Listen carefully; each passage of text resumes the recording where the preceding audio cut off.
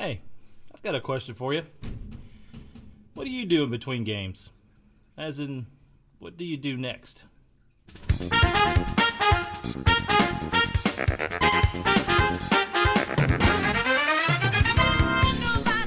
So, what do I mean, you say?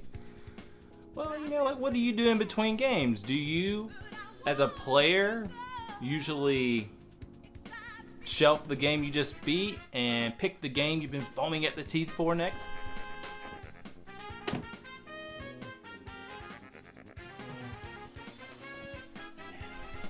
Or are you the type of gamer that, let's just say, that likes to get their money's worth? I'm not done yet, let's fire it up again, boys! They replay the game over and over, maybe. Get their money's worth, as they would say. Are you the type of player that, wants to go through and do all the side quests, collect all the, collectibles in the game? Is that what you're into? What do you do? Like, I personally, usually, depending on the game, if I really, really love the game, sometimes I'll replay them. Some games have a lot of high replay value.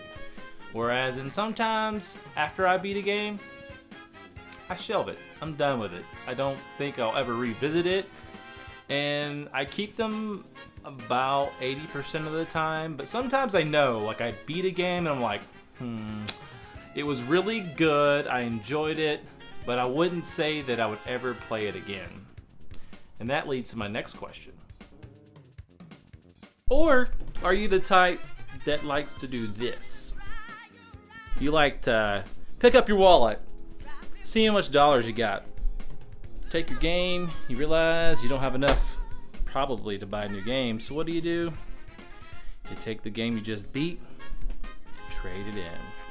So you grab your keys, unlock your door, you go outside.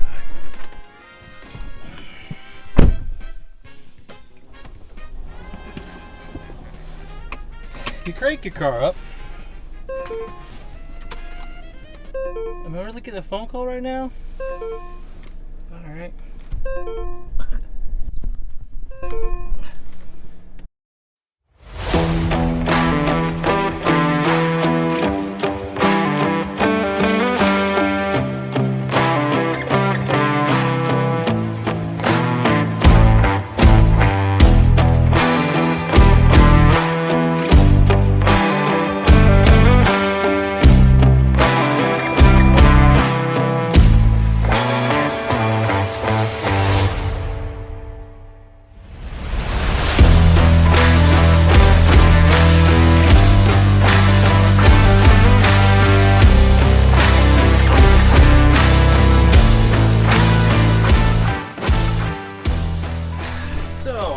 Woke up. Sorry, other Chris.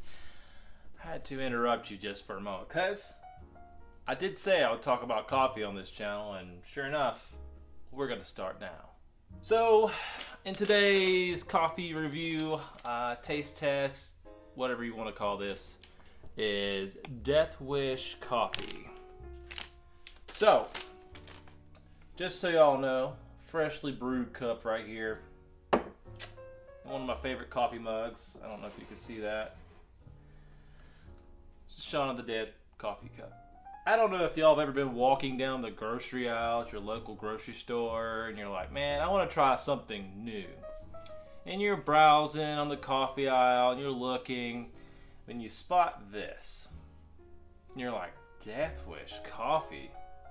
What do you mean? The world's strongest coffee? I don't know about that. That sounds a little crazy. Plus, it's a little pricey too. I mean, a bag of this stuff costs like 20 bucks. So you're like, dang. Don't want to take a chance on trying to like the world's strongest coffee or, and waste $20? Or is it all like advertising? You know what I'm saying? I want to try it black. I've never tried this coffee just straight up black before. So, normally, a lot of people have sugar and cream, etc. They have their favorite way to drink coffee. Mine, personally, if I'm drinking it hot, I like it with just cream. Usually prefer like a French vanilla or a cinnamon flavored type coffee creamer.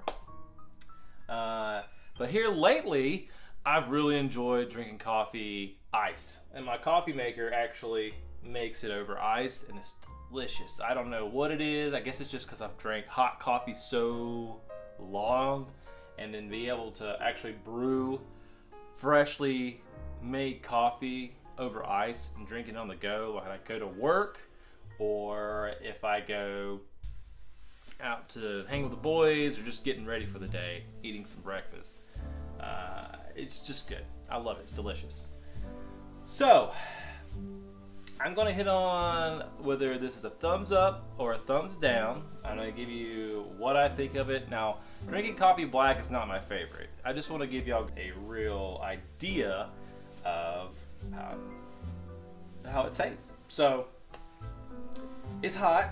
I'm going to give it a second. We're going to do some movie magic here. I'm going to let it cool, and then I'm going to get to that point where I can actually try it. So, yeah, so it's piping hot. I'll be right back. Okay, so now I've gave it time to cool. Let's see what this coffee is all about.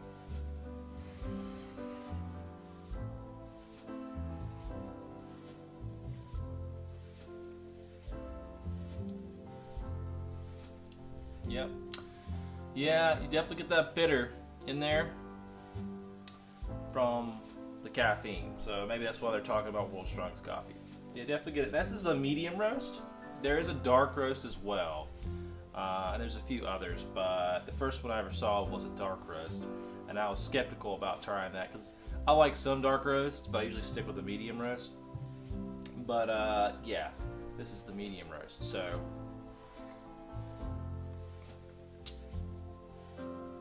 it's actually not too bad to drink black. Like I said, I'm not a person that just drinks coffee black. I just never been my favorite.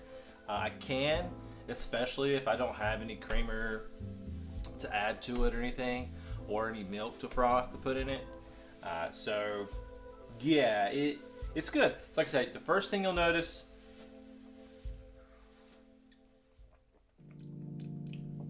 you'll get that hit of bitters right off the gate.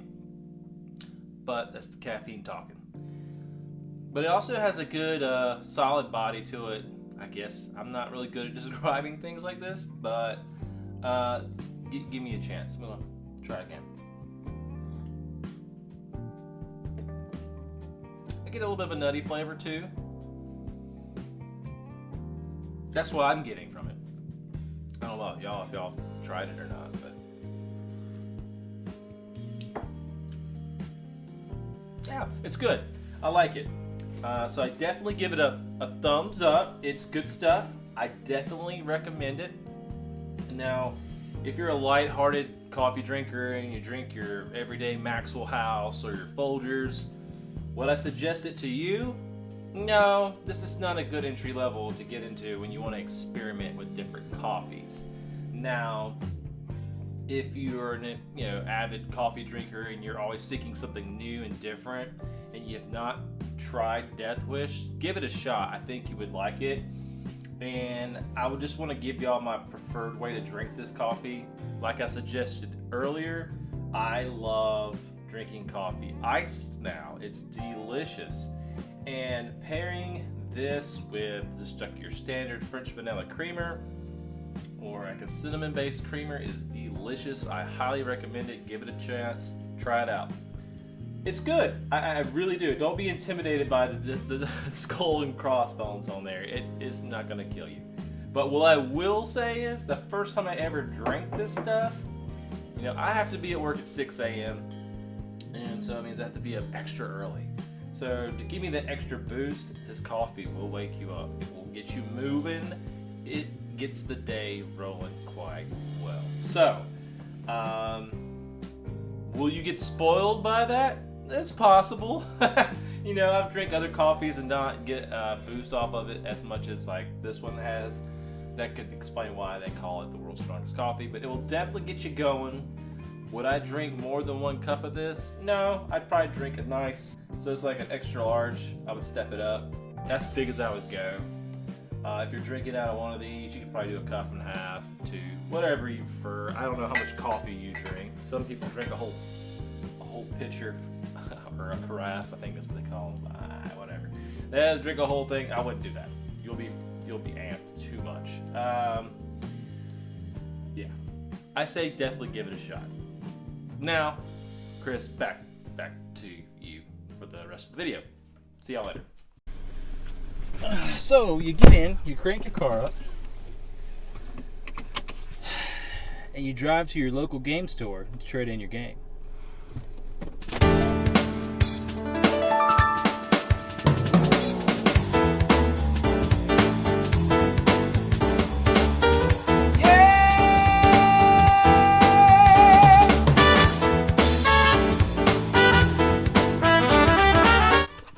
So we're here, heading in, and yeah, let's do it.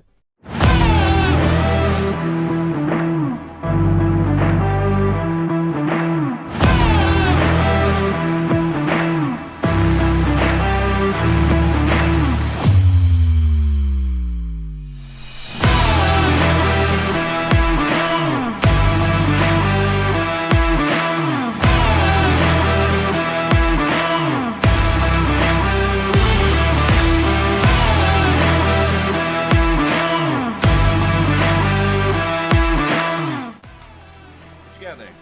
Hey, I just want to trade these in. Okay, let's see what you got. Hey guys, what's up? So real quick, I just want to introduce you guys to Trey, good friend of mine. We go back basically 20 years. So it's I just want to introduce you guys. So Trey, how you doing? Doing good, man. How you doing? Hanging in there. Hanging in there? Yeah. So, yeah, Chris come in. Wanted to shoot some stuff in the store today, so we just been kind of talking about things. Chris actually helped me open the store 4.5 years ago. So, it's crazy. Really, yeah, the whole base of what you see going on was the two of us, pretty much. I mean, don't get me wrong, we had help. So anybody that watches this, we had some help. But as far as the actual day-to-day operations, it was the two of us, and we made it work, at least thus far. But anyway, yeah, so I figured I'd just talk a little bit about the store. If anybody hasn't been in here, obviously our main thing we do is buy and sell video games, newer console stuff, retro stuff, Atari on up to PS5. We also do some collectibles and Funko Pops and some TCG stuff as well, Pokemon, Magic, Yu-Gi-Oh! But I believe we'll do a shot with some cool stuff to show you guys as well in this video. For sure. And also we do a lot of tournaments here. A lot of the FGC guys, so if you're into fighting games, the Game Cache is a place to come and play. Yeah, we've done all kinds of tournaments. We've done Fortnite, Call of Duty, 2K, Madden, all that sort of thing. But really the FGC, like Chris and I, pretty much almost as long as we've been friends, we've been in the FGC. So that's kind of where our hearts lie, so that's kind of what we focus on. And we got the biggest crowd for that. So we run, right now we have a monthly tournament series going on. It's you can't really see, but it's Electric City Showdown. Oh yeah, I can grab a poster. Yeah, so look that up on Facebook or whatever, Electric City Showdown. If you're into fighting games, and if you just want to learn, if you've never played before but you think it looks cool, you want to be competitive in it, we're willing to teach you. I mean, I mostly play older games, but somebody will teach you. Not bad. There we go. It's backwards on my screen, but I know it's going to be right on y'all's. But yeah, this is coming up March. If y'all are in the local area, but yeah, it's a monthly. So if it's another month you want to come on out. But it's a good time. But yeah, we do that. We do tournaments. We do art shows. So those are really cool. We'll have multiple local art and crafts vendors, from comic book style artists to candles and all kind of fun stuff, jewelry. We'll come here and set up tables. We've done a couple charity benefits before. I mean, we have a lot of fun stuff going on. So it's not just come in and buy things. It's come in and hang out and just have a good time and participate in some of the events and stuff. So anyway, yeah, that's what it is. So it's Chris comes up a lot and some of our other buddies, and we'll just sit around on Saturdays and Well, they'll sit around. I'm working, but we'll play some fighting games and stuff. You know, we got guys that come in and use our tables for card games. We even have people use them for Dungeons and Dragons. So whatever you're into, it's just trying to be a cool hangout spot for people, and as well where you can find cool stuff, whether it's like I said, some collectibles, video games, cards, whatever it is. I know, man. Yeah, it's been a good time. So, guys, if you haven't been to the Game Cache, come check it out. He's located in Anderson, South Carolina, in the Anderson Mall. And you can also find him on Facebook, right? Yeah, Facebook mostly, but we're on Instagram, Twitch. We try to stream the tournaments that we do if you're interested in that. We've got emails and all that sort of thing, too. Actually, you can kind of see in the background. That's the email, but just look up the Game Cache on any of those platforms. You can probably find us. Look for our little parachute green and black logo, and we're pretty much on everything. But yeah, so if you ever need to have a question about anything or want to get in contact, just look us up. Sure, man. Cool, man. Right on. Yep. All right, so just showing off a couple things we get in. A lot of people kind of think that we just do newer stuff or just do the retro stuff, but we do it all, and some people don't know we do the Pokemon cards. So just kind of wanted to show off real quick. We do have Pokemon singles mostly. We do have a little bit of sealed product, but we have some higher end ones, as well as like all these are like $2 a piece, so they're really affordable. Of course, we get some cool box games in of older stuff. I just kind of picked out some of my fancy stuff, but we've got loose copies of all this, or most of these games, but we do get some of the rarer titles in, like Ruler Rose, things like that. We get in some cool consoles, obviously. This PS5 sitting here, we've got one in the box back there. But PS4s, Xbox Ones, but we also get the retro consoles in. So anything from original Nintendo, Ataris, 64, GameCube, PS2s, all that stuff, and everything in between.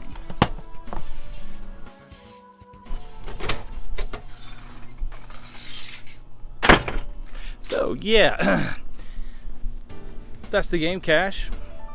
Good friend of mine. We go way back. Definitely support your local stores and your local game stores and stuff like that. You'll definitely get better deals at your local game stores.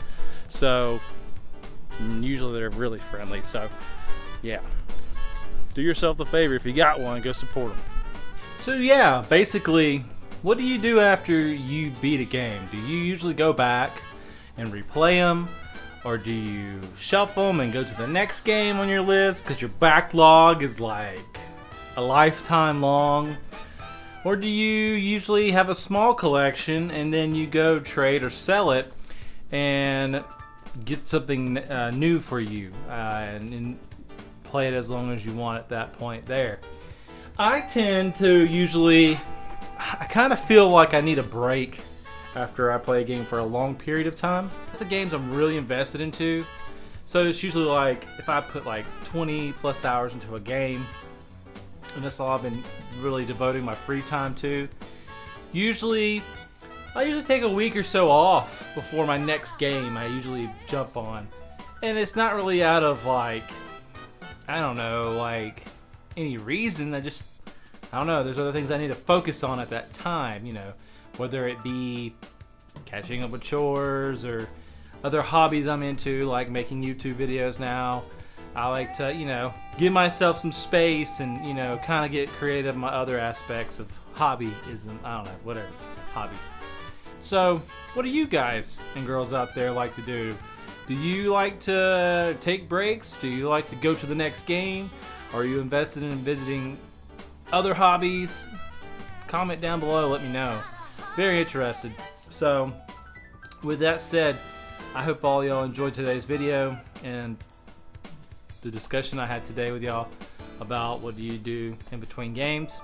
So, till next time, I'll see you guys in the next video. Take care.